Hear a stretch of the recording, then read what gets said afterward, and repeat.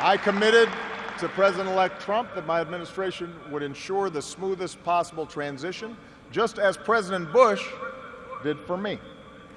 President Barack Obama delivered his farewell address in Chicago on Tuesday to a massive crowd.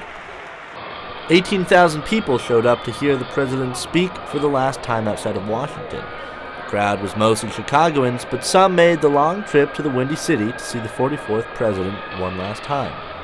Longtime Obama supporter Tony Weil traveled from New Jersey to see the speech. I had my knee replaced about 2 months ago. I haven't really been out on a major adventure, and I could not be here. I'm hoping to get some inspiration for how we can be over the next 4 years as a collective, and better ourselves as a human race, and how we can sort of establish a wall of love, so to speak. The president took the stage to thundering applause before addressing the hometown crowd. His speech touched on several issues, such as economic disparity and race relations, but he stressed most of all civic duty and participation in democracy.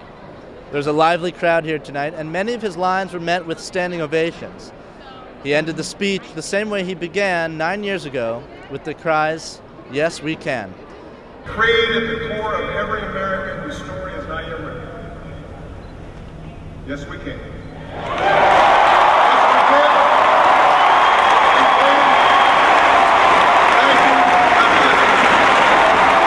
The president's speech certainly lifted the spirits of the crowd, and by the end of the night, the atmosphere of the room remained positive, with an eye to the future.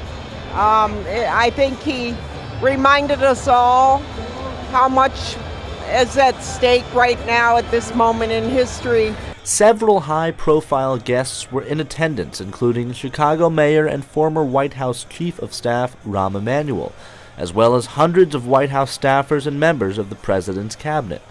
With the president's legacy at stake after the election of Donald Trump, Press Secretary Josh Earnest had an optimistic look ahead. I think the president will be viewed by history as somebody with a very clear vision about where he wanted to take the country. And the president's view is simply that as Americans, we have to recognize that there's a whole lot more that we have in common than divides us.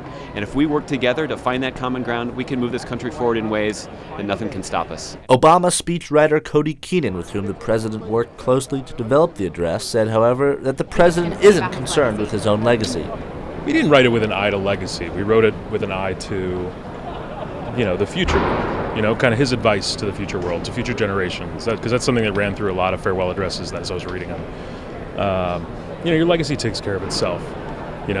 What we were talking about was, the things that were important when we first started this thing 8 years ago, the things that have been important throughout, the things that are important now, the things that, your generation, and I can say that now that I'm 36, are going to have to care about. Ben Trachtenberg for Politicat.